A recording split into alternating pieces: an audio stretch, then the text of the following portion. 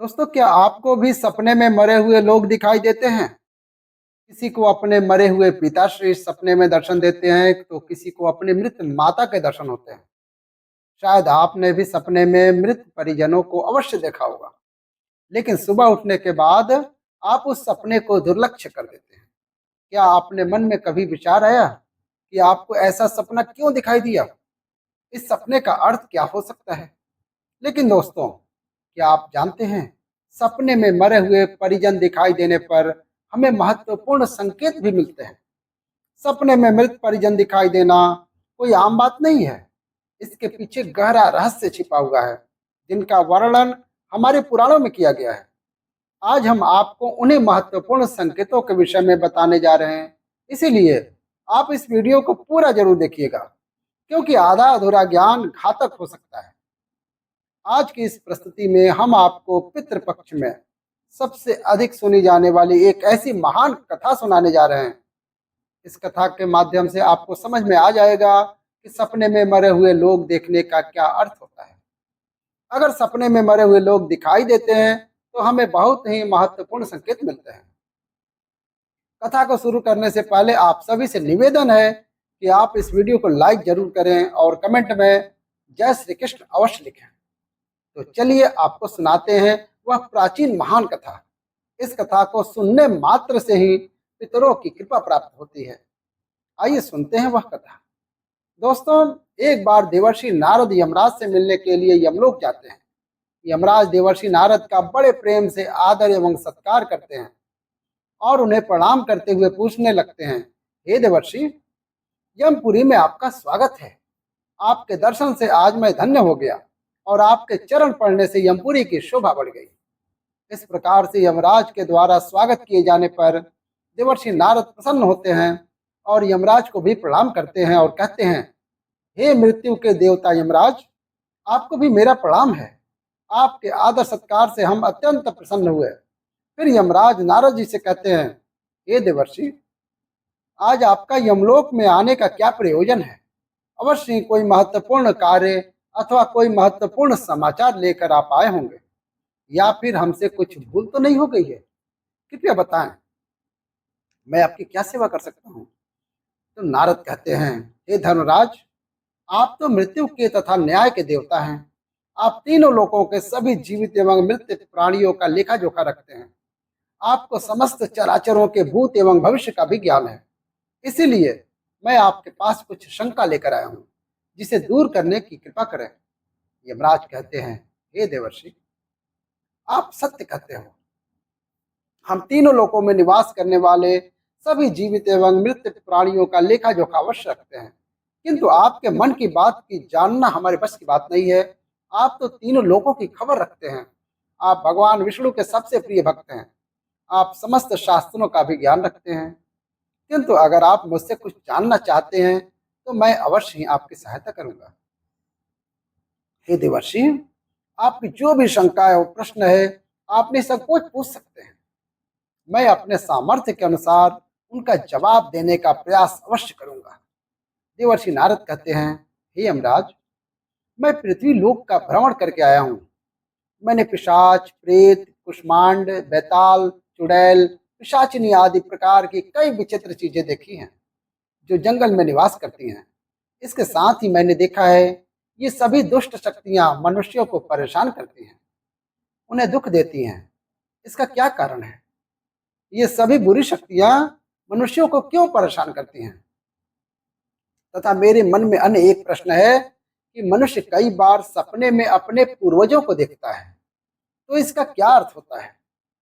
सपने में मरे हुए लोग दिखाई देने का क्या मतलब है? इससे मनुष्य को कौन से संकेत मिलते हैं?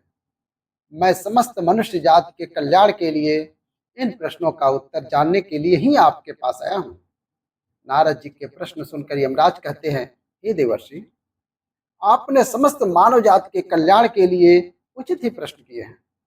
मैं आपको इन सभी प्रश्नों के उत्तर अवश्य देता हूँ, किंतु उससे पहले मैं आपको एक अत्यंत पवित्र कथा सुनाता हूँ।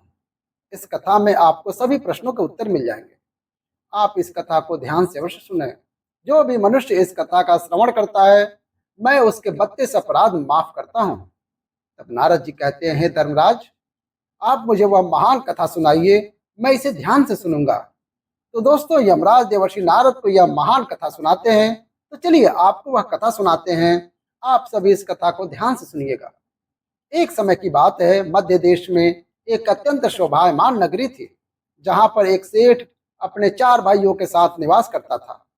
उस सेठ का नाम धर्मड़ था। उसके 4 भाई सुमन, नंदन, बिरचन और विभान थे। सेठ और उसके भाइयों का विवाह हो चुका था। सभी बड़े प्रेम के साथ एक दूसरे के साथ रहते थे। सेठ के पास किसी चीज की कमी नहीं थी। वह और उसके भाई बहुत मेहनती थे और मिलजुल कर व्यापार और खेती करते थे। पूरे नगर में सेठ के जितना कोई धनवान नहीं था। यह सारी संपत्ति सेठ को उसके पूर्वजों से ही प्राप्त हुई थी। सेठ के पूर्वज महादानी और दयावान थे। वे सभी दान धर्म तथा अनेक प्रकार के यज्ञ, हवन आदि धार्मिक कार्य किया करते थे। किंतु सेठ कंजूस स्वभाव का था। उसके अंदर पूर्वजों के लक्षण नहीं थे। सेठ न दान धर्म करता था और न ही यज्ञ तथा हवन आदि करता था। सेठ ने धन तो बहुत इकट्ठा कर लिया था, किंतु उसने कभी अपने धन का सदुपयोग नहीं किया था। उसने कभी किसी को फूटी कौड़ी भी दान में नहीं दी और ना ही उसने कभी किसी को दूसरे को भोजन कराया।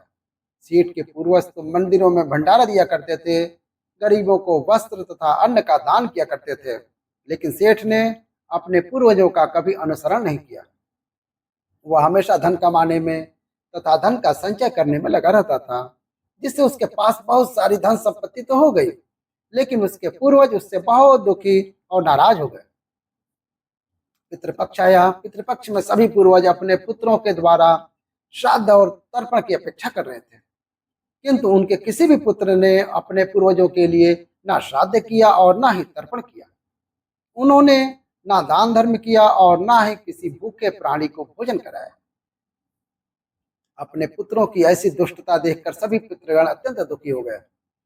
सेठ के पूर्वजों को अपने पुत्र का व्यवहार ठीक नहीं लगता था। इसी कारण से वे पितृलोक में भी दुखी रहा करते थे।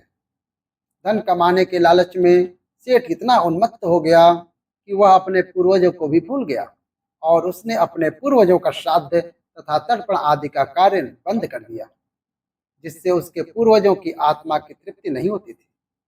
वे अपने पुत्र के ऐसे व्यवहार से दुखी रहने लगे। एक दिन उस सेठ के पूर्वज चर्चा करते हैं, एक दूसरे से कहने लगते हैं, हमारा बड़ा ही दुर्भाग्य है जो हमारे कुल में इतने स्वार्थी और लालची पुत्रों का जन्म हुआ है। हमारे पुत्र ना हमारे लिए श्राद्ध करते हैं और ना ही दान धर्म करते हैं। हमारे पुत्रों के कुकर्मों के कारण हमारा पतन हो रहा है।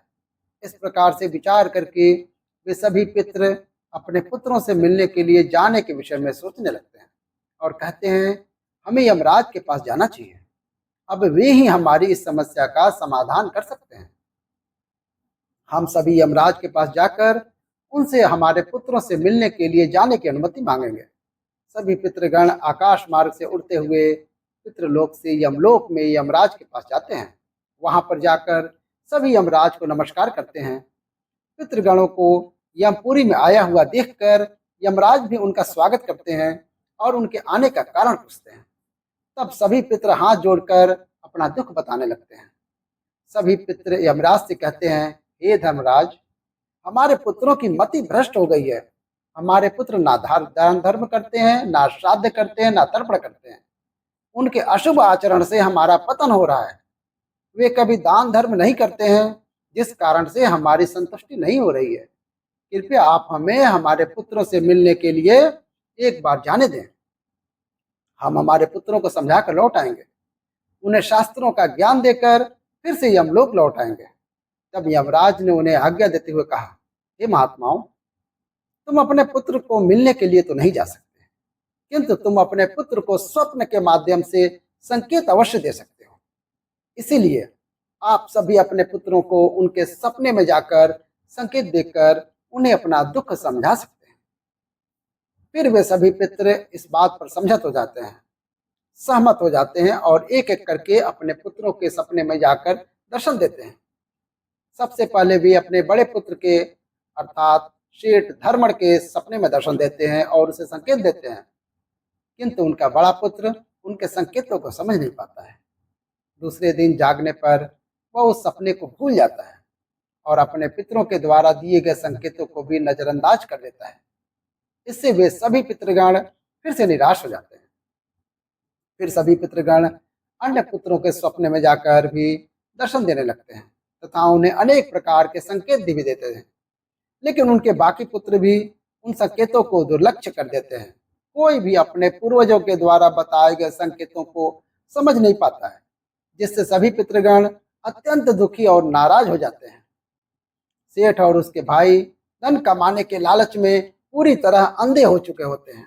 उन्हें पूर्वजों के प्राप्त द्वारा दिव्य संकेतों का महत्व कुछ भी नहीं लगता था। किंतु पितरों के स्वप्न में दर्शन देने के कुछ ही दिनों के बाद उस सेठ को व्यापार में नुकसान उठाना पड़ा। उसे व्यापार में बहुत ज्यादा घाटा होने लगता है, जिससे उसकी सारी धन संपत्ति नष्ट हो जाती है। सभी भाइयों में वाद विवाद और लड़ाई झगड़े होने लगते हैं। पूर्वजों द्वारा जमा की गई सारी जमीन जायदाद को वे बेच डालते हैं और पूरी तरह से बर्बाद हो जाते हैं। सभी भाई एक दूसरे से अलग हो जाते हैं और अपना अपना पेट पालने में लग जाते हैं। उधर स्वर्ग लोक में पितरों को अपने पुत्रों की ऐसी दुर्गति देखकर बहुत पीड़ा होने लगती है। सभी पितृगण अत्यंत दुखी और उदास हो जाते हैं। फिर से वे सभी यमराज के पास जाते हैं और कहने लगते हैं, हे धर्मराज, हमसे हमारे पुत्रों की ऐसी दुर्गति नहीं देखी जाती। हमारे द्वारा किए गए सभी पुण्य कर्मों को हमारे पुत्रों ने नष्ट कर डाला है। कृपया आप कुछ ऐसा उपाय करें जिससे हमारे पुत्रों को उनकी भूल का पता चल जाए। फिर यमराज उन पितरों से कहते हैं, हे महात्माओं, तुम्हारी इस व्यथा को हम समझ सकता हूँ। मैं तुम्हारी अवश्य ही सहायता करूंगा। मैं स्वयं तुम्हारे पुत्रों के पास जाकर उन्हें उनकी भूल के बारे में बताता हूँ। फिर दोस्तों, यमराज अपने भैंसे पर सवार होकर पृथ्वीलोक पर आते हैं और उस सेठ के घर की तरफ जाने लगते हैं। जब यमराज सेठ के घर के समीप पहुंच जाते हैं, तभी वे एक साधु का रूप धारण कर लेते हैं। सबसे पहले वे उस सेठ के घर पर जाते हैं तो वह सेठ अत्यंत बीमार पड़ा हुआ होता है। द्वार पर जाकर यमराज कहने लगते हैं, भिक्षाम देहि, भिक्षाम देहि, क्या घर में कोई है? हे माई, तुम्हारे द्वार पर एक साधु आया है जो बड़े दूर से यात्रा करके आया है। कोई हो तो भिक्षा दे दो। भिक्षाम देहि, भिक्षाम देहि, भिक्षाम देहि। द्वार पर आए साधु को देखकर उस सेठ की पत्नी सुनंदा उनका स्वागत करती है और कहती है, पधारिए साधु महाराज, आपका स्वागत है। कहिए, मैं आपकी किस प्रकार से सहायता कर सकती हूँ? वे साधु रूपी यमराज कहते हैं, हे देवी, मैं भूखा हूँ और यात्रा पर निकला हुआ हूँ। यदि दान में कुछ भोजन मिल जाए तो बड़ी कृपा होगी।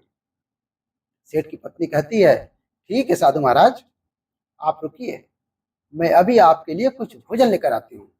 सेठ की पत्नी के चेहरे पर दुख के हाव भाव देखकर वे साधु रूपी यमराज कहने लगते हैं, हे पुत्री, तुम्हारे मुखमंडल पर दुख दिखाई पड़ रहा है। अगर कोई गोपनीय बात ना हो तो मुझे बताओ, तुम्हारे दुख का कारण क्या है? वह स्त्री कहती है, हे साधु महाराज, आप सत्य कहते हैं। पहले हम बहुत धनवान और समृद्ध थे। मेरे पति और उनके भाई सभी साथ साथ रहते थे, किंतु अचानक ही सभी भाइयों में झगड़ा हो गया। अचानक से हमारा सारा व्यापार डूब गया और हम सभी दरिद्री हो गए। यह किस दोष के कारण हुआ है? कृपया आप हमें बताएं। तब साधु कहता है, हे पुत्री, तुम्हारे घर में पितृदोष है। उसी कारण से तुम्हारे पति की यह दशा हुई है। तुम्हारे पति के कर्मों के कारण उसके पूर्वज रुष्ट हुए हैं। साधु की बात सुनकर वह सेठ वहां पर आता है और साधु से पूछने लगता है, हे साधु महाराज, कृपया मुझे बताएं, मैंने ऐसा कौन सा पाप किया है जो मेरा सब कुछ बर्बाद हो गया है? मेरे भाई भी मुझे छोड़कर चले गए और मैं बीमार पड़ गया। तब साधु कहते हैं, हे पुत्र, तुमने अपने पूर्वजों को नाराज किया है। तुम्हारे पूर्वजों ने जो संपत्ति और पुण्य अर्जित किया था उसे तुमने और तुम्हारे भाइयों ने नष्ट कर दिया। इसी कारण से तुम्हारी यह दुर्गति हुई है। तुम लोगों ने अपने पितरों का श्राद्ध नहीं किया, उनका तर्पण नहीं किया। इसी कारण से तुम्हारे सभी पूर्वज तुमसे रुष्ट हो गए हैं।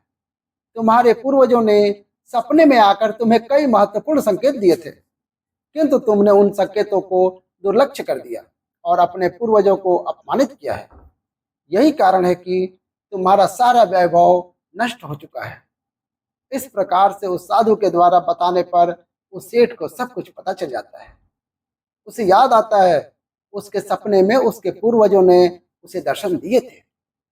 वह सेठ उस साधु से कहता है, हे साधु महात्मा, आप सत्य कहते हैं। हमारे पूर्वजों ने हमें सपने में दर्शन अवश्य दिए थे, किंतु हम उनके द्वारा दिए गए संकेतों को समझ नहीं पाए। कृपया आप मुझे सपने में पूर्वजों द्वारा देखने पर क्या संकेत मिलते हैं, इस बारे में बताएं। फिर वह साधु कहते हैं, हे पुत्र, अब तुम ध्यान से सुनो।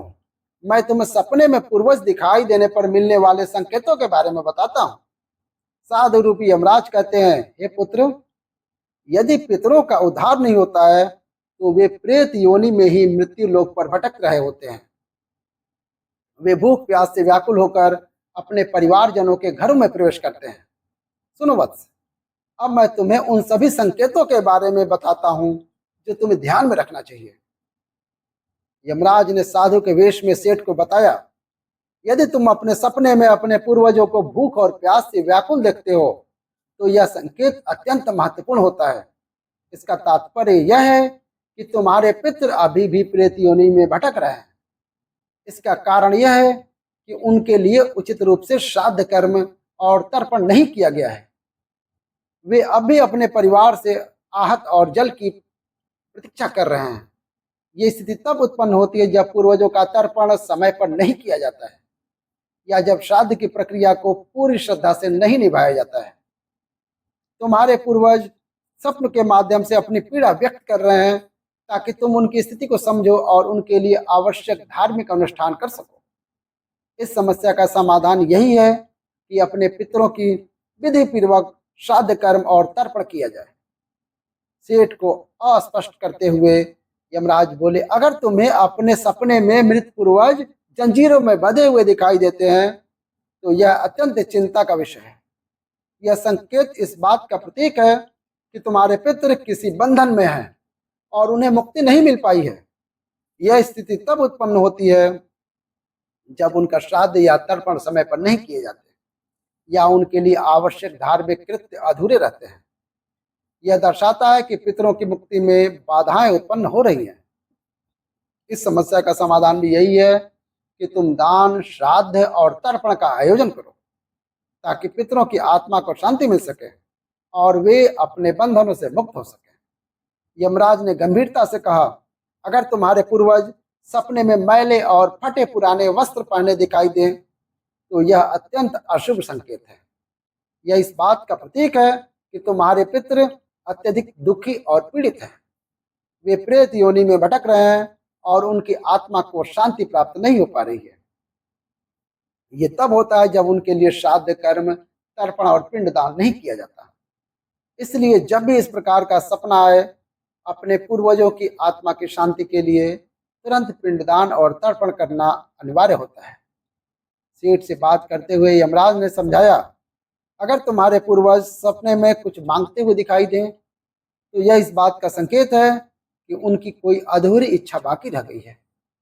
उनके जीवन काल की कोई अभिलाषा अधूरी रह गई थी जो उन्हें मुक्ति प्राप्त करने में बाधा डाल रही है। ऐसे सपने में यह देखना महत्वपूर्ण है कि वे किस प्रकार की वस्तु की मांग कर रहे हैं। तुम्हें उस वस्तु या उसके समरूप चीज का दान करना चाहिए ताकि उनके अधूरे कार्य पूर्ण हो सके और उनकी आत्मा को शांति प्राप्त हो सके। जब उनकी इच्छाएं पूरी हो जाती हैं तो वे प्रेत योनि से मुक्ति पा लेते हैं। यमराज ने सेठ की ओर देखते हुए कहा, यदि सपने में तुम्हारे पूर्वज तुम्हारे सिर पर हाथ फेरते दिखाई दे तो यह अत्यंत शुभ संकेत होता है। इसका अर्थ यह है कि तुम्हारे पूर्वज तुमसे अत्यधिक प्रसन्न हैं और तुम्हें अपना आशीर्वाद दे रहे हैं। ऐसे सपने इस बात का प्रतीक होते हैं कि तुम्हारे जीवन में कुछ अच्छा होने वाला है और तुम्हारे पूर्वज सदैव तुम्हारे साथ रहकर तुम्हारी रक्षा कर रहे हैं। यह संकेत तुम्हारे पितरों की प्रसन्नता का प्रतीक है जो उनके आशीर्वाद के रूप में प्रकट हो रहा है। यमराज ने समझाया, अगर तुम्हारे पूर्वज सपने में तुम्हारी ओर हाथ बढ़ाते दिख रहे हैं तो यह अत्यंत शुभ संकेत है। इसका अर्थ यह है कि तुम्हारे पितृ तुम्हारे प्रयासों से संतुष्ट हैं और तुम्हें जीवन में सफलता मिलेगी। ऐसे सपने देखना यह दर्शाता है कि तुम्हारे पितृ तुम्हारे साथ हैं और वे तुम्हारी उन्नति और सफलता के लिए आशीर्वाद दे रहे हैं। इस प्रकार के सपने आने पर तुम्हें यह सुनिश्चित करना चाहिए कि तुम सही मार्ग पर चल रहे हो। यमराज ने चिंतित स्वर में कहा, यदि सपने में तुम्हारे पूर्वज अचानक अदृश्य हो जाते हैं तो यह एक अशुभ संकेत होता है। इसका अर्थ है तुम्हारे जीवन में कोई संकट आने वाला है और तुम्हें सावधान हो जाना चाहिए। यह सपने इस बात का सूचक हैं निकट भविष्य में कोई बड़ी कठिनाई तुम्हारे सामने आ सकती है। ऐसे सपनों से यह सीख मिलती है कि हमें मानसिक और आध्यात्मिक रूप से किसी भी आने वाले कष्ट के लिए तैयार रहना चाहिए। सेठ को और अधिक गंभीर होते हुए यमराज बोले, अगर सपने में तुम्हारे पूर्वज क्रोधित अवस्था में दिखाई दें तो यह इस बात का संकेत है कि वे तुमसे नाराज हैं। इसका अर्थ यह है कि तुम कोई ऐसा कार्य कर रहे हो जो उन्हें पसंद नहीं है और वे चाहते हैं कि तुम उस कार्य को बंद कर दो। यह एक चेतावनी है कि तुम्हारे कर्मों में कोई कमी है और तुम्हें अपने मार्ग पर विचार करना चाहिए। इस प्रकार का सपना आने पर तुम्हें अपने कार्यों की समीक्षा करनी चाहिए और सही मार्ग पर चलने का प्रयास करना चाहिए। यमराज ने दुख भरे स्वर में कहा, अगर तुम अपने सपने में अपने पूर्वजों को रोते हुए देखो तो यह अत्यंत अशुभ संकेत है। यह इस बात का प्रतीक है कि तुम्हारे जीवन में कोई बड़ा संकट आने वाला है और तुम्हारे पूर्वज उस संकट से बहुत दुखी हैं। यह सपने इस बात का चेतावनी देते हैं कि तुम्हें सतर्क हो जाना चाहिए और ईश्वर की भक्ति में मन लगाना चाहिए ताकि उस संकट से तुम्हारी रक्षा हो सके। यमराज मुस्कुराते हुए बोले, यदि सपने में तुम्हारे पूर्वज स्वस्थ, प्रसन्न और तेजस्वी दिखाई दें तो यह अत्यंत शुभ संकेत है। इसका अर्थ है कि तुम्हारे पितरों को मुक्ति मिल चुकी है और वे तुमसे प्रसन्न हैं। ऐसे सपने इस बात का संकेत होते हैं कि तुम्हारे पितृ तुम्हें आशीर्वाद दे रहे हैं और तुम्हारे जीवन में सुख, शांति और समृद्धि आने वाली है। यह संकेत यह दर्शाता है कि तुम सही मार्ग पर हो और तुम्हारे पूर्वज तुम्हारी प्रगति से संतुष्ट हैं।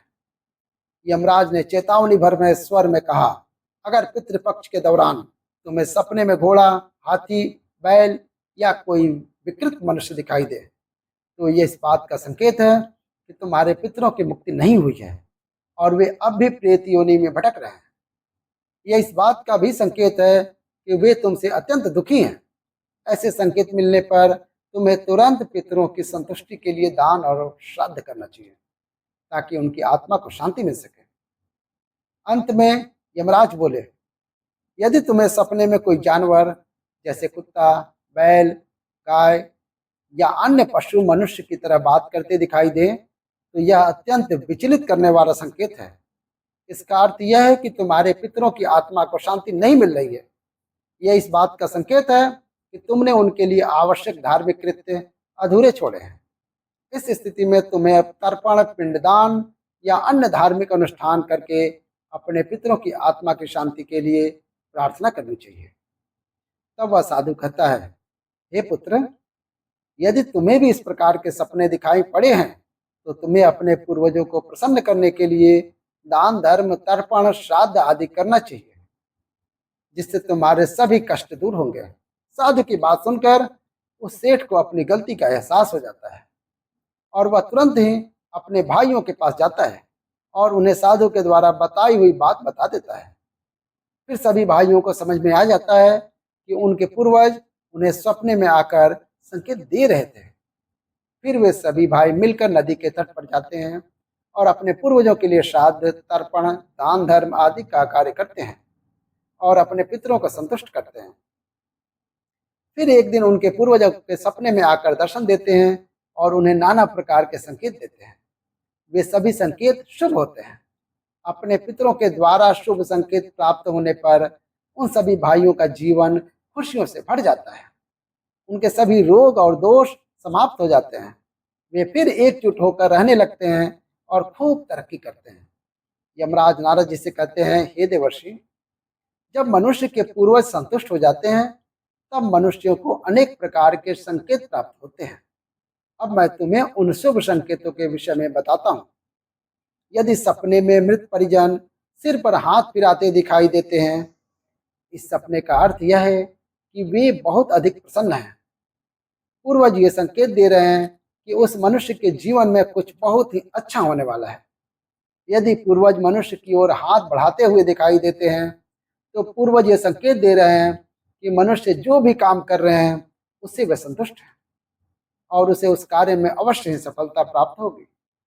यदि सपने में पूर्वज स्वस्थ दिखाई देते हैं, उनके मुखमंडल पर तेज दिखाई देता है और उनके वस्त्र चमकीले और सफेद रंग के होते हैं, तो उन पितरों को मुक्ति मिल चुकी है, ऐसा समझना चाहिए। अगर सपने में पूर्वज दूर आकाश में बादलों पर बैठे हुए दिखाई देते हैं, तो यह शुभ संकेत है।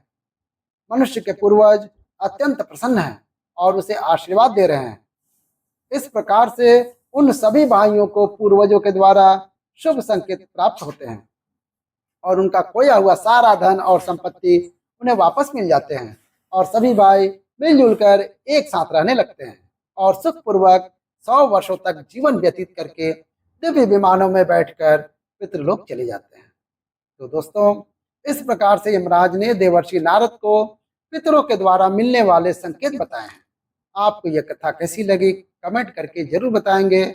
जानकारी अच्छी लगी तो वीडियो को लाइक करें और कमेंट में जय श्री कृष्ण जरूर लिखें। साथ ही चैनल को सब्सक्राइब करके बेल आइकन दबा दें। आप सभी का धन्यवाद। हर हर महादेव।